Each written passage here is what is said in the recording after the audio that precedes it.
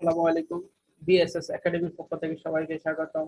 কমল দেব সময় টিভি। আর সময় টিভি নাই, সময় টিভি চলে গেছে হ্যাকিং এর হাতে। আমরা যদি ইউটিউবে সময় টিভি লিখে সার্চ দেই, দেখি সময় টিভি কি আছে। সময় টিভি চলে গেছে হ্যাকিং এর হাতে। কমল দেব সময় টিভি এখন কোথায়? পাটপাড়ি সিটারি, আল্লাহ সব সময় মাপ দেয় না। এক সময় না এক সময় সে ধরা খাইতে হয়।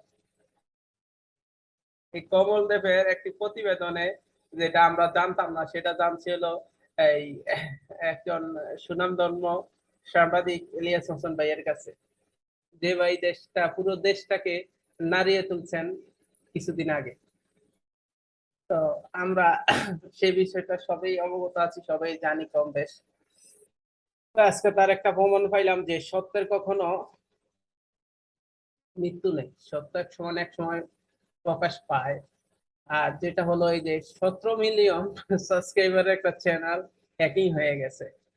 ঠিক আছে, যাক আমরা বাংলাদেশে যারা আছি, ঠিক আছে, আমরা সবাই খুশি হয়েছি এরকম একটা, যে এরকম একটা সৌভাগ্যজনক কাজ করছে, তাকে অসংখ্য ধন্যবাদ।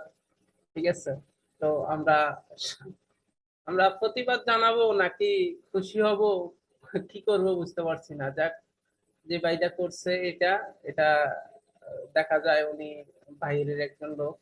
তো সময় টিভি 3 ঘন্টা আগে একটা খবর প্রচার হয়েছে, কিন্তু গত 1 ঘন্টা আগে সেই ইয়েটা আর নাই, চলে গেছে হ্যাকিং এর হাতে তার চ্যানেলটা।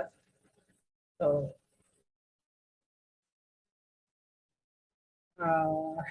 এই এই কথা বলার জন্যই আজকে এই ভিডিওটা, ছোট্ট এই ভিডিওটা করা। তো ভালো থাকবেন, সুস্থ থাকবেন।